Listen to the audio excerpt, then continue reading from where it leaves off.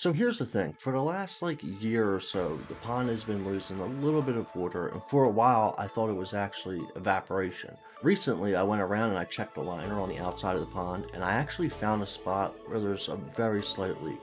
So today I'm going to go ahead and build a wall on the side where that's leaking. That way I can take care of the leak and make sure it doesn't happen in the future. So I started taking this out. The problem I'm having is, you can see right here, I kind of like, I had to push it forward. It settles down, and then this piece flaps, and then the water leaks up out of here. So in order to fix that, what I think I'm gonna do is, I think I'm just gonna do a small wall right along through here. That way I can capture the liner in between both sides. Like, I'll probably just mud the backside with mortar. I got this really nice mica schist with garnets just littered through the whole thing. You can see the garnets in there. So I think that's what I'm gonna do. I'm gonna use, and I have plenty of this stuff. I should be able to do a wall. So what I'm gonna do is, I'm gonna start right in this corner, and then I'm just gonna work my way around to this corner, and I'm gonna try to keep that liner. I might even push it in a little bit more. So in order to do that, I'm gonna have to pull some of these plants out. I'm gonna have to shut the pump off, but I do still have the air bubblers going over here, over here. I have an air bubbler going. So I got an air bubbler going right here, and they run constantly. So that should be enough oxygen for the time being while I'm taking care of this, because I got to shut the pump off so that I can lower the water in the basin. This goes down 3 feet. In fact, if I lift this up, you can see that is a giant tub. It's about a 3-foot tub that goes straight down. So it's deep under here. It's all stone, and I gotta drain some of this water because there's a shelf like that this is sitting on. There's a shelf that runs along this whole edge. I'm gonna drain the water down low below that, and then I'm gonna start from that shelf and start building my wall up. Basically what I'm doing here is I'm trying to pull up as much liner as I can without putting too much stress on it, and I'm also rebuilding the shelf that it sits on. So once I kind of fix that shelf, I then go ahead and hose this down just so I have a clean surface to work off of. I take stones that I think would fit right in the spot that I'm putting them, roughly lay them in dry at the beginning. I feel the gravity pull and it keeps me away.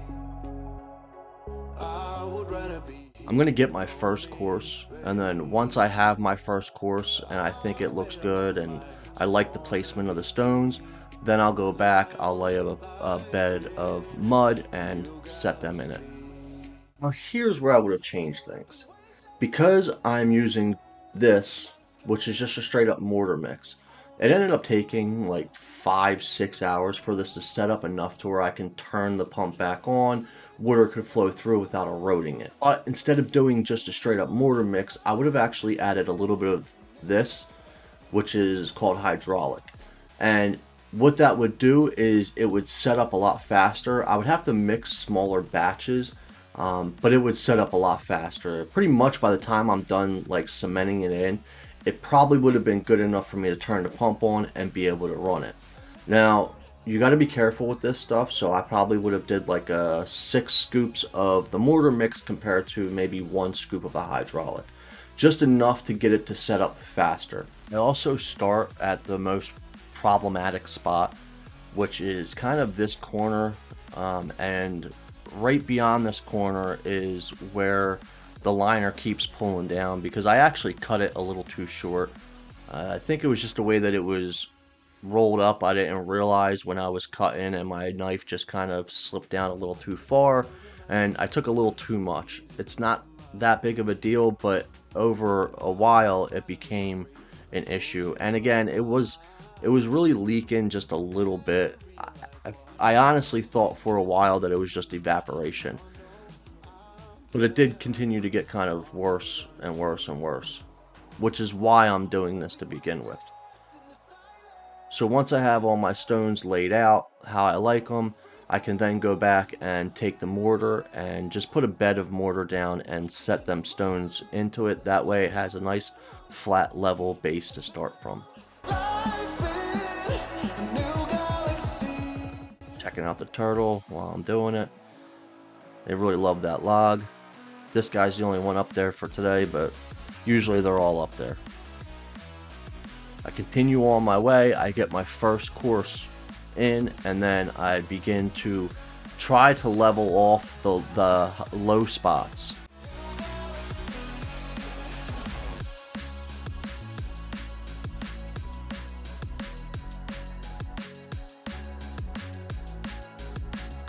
I have to be careful working down along this edge.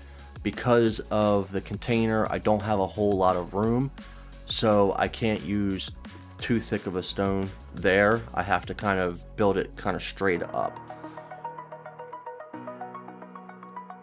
Got my stones to set them in, and then I start my next layer. Again, I'm just looking for like the low spots in the wall itself, because these aren't perfectly cut stones. They're different heights and stuff like that. So I build up to make it level on the spots where it's lower. I also go and I fill in behind the stone as well.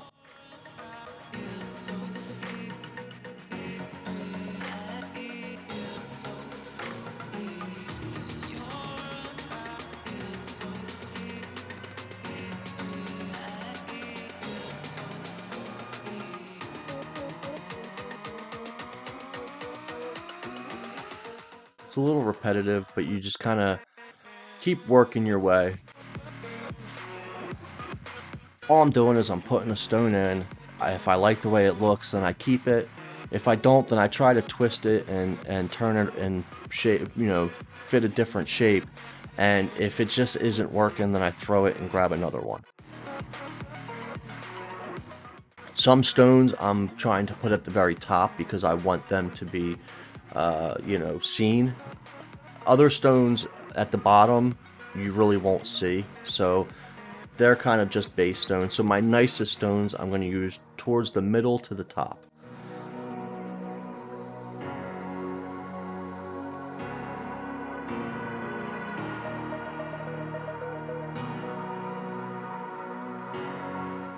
Once the wall's set up a little bit, the mortar is set up, I go back and I brush it. In a second here, I'm going to show you the areas that are brushed compared to the areas that are not brushed. And you can see the areas that aren't brushed, they don't look that good. So the brushing makes a big difference. Another turtle break. And then I go ahead for the problem area and I just throw some mortar behind the liner as well, just to sandwich it in. That way it can't really shift and move. I don't do this along the entire back. I only do it in the area where I had an issue.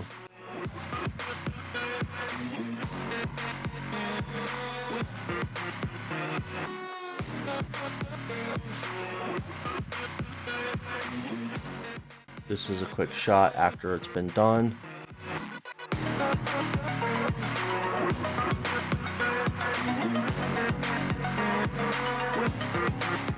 There's the garnets,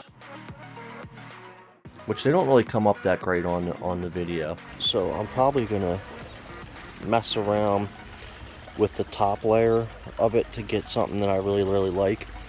I might shape the stones. I'm even thinking about putting these larger stones in mortar and doing like the whole thing back here in mortar. For right now, I'm just playing with like these stones to get them how I like them, and then once I find something that I really like, I'm going to come back and do the same exact thing that I did for the wall. I'm going to cement them in. Reason why I didn't cement them in when I did the original wall is because I wasn't sure how I wanted to finish the top of this. If I wanted to bring these stones in like this over top, or if I wanted it to just kind of come up and go flat like it is now. I think what I might end up doing is bring in these stones in over top, and it'll give it a look kind of like a like the coping or edging of a swimming pool. I'm really liking. It's really hard to see on video camera, but all these little garnets that are busting out of here, in real life you can see them pretty well.